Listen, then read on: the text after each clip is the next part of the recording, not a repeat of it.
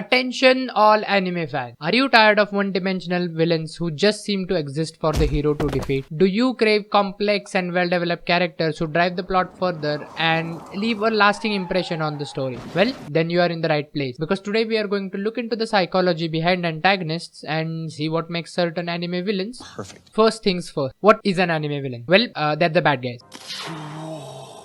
The ones who seem to get in the way of heroes' quest to save the world, get the girl, or win the championship. They're the primary character or group of characters who stand in opposition of the protagonist. But not all anime villains are created equally. Some are your classic megalomaniacs hell-bent on world domination. Others are motivated by personal desires or vendettas and revenge. And then there are the tragic villains who are just misunderstood and need a good hug. Okay, that did not go well.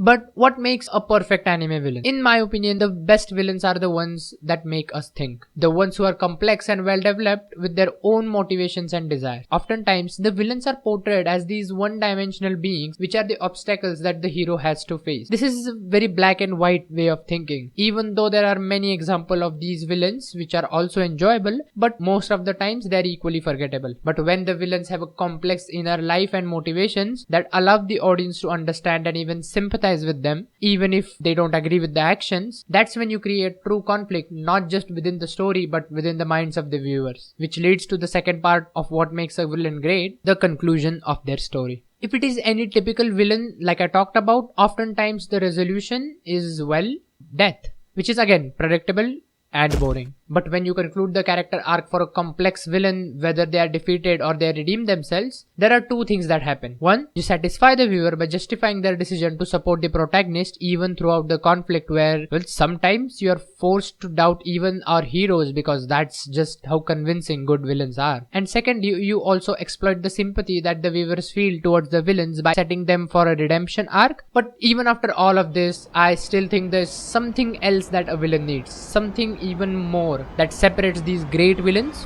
with the perfect ones. And that factor is, this whole last part I will be only referring to the character of Johan, because that is the only perfect villain in my opinion. If the villain behaves a certain way, says a certain thing all the time, training is meant for the monkey and not for the master. Go ahead, monkeys first. On your back gasping for air.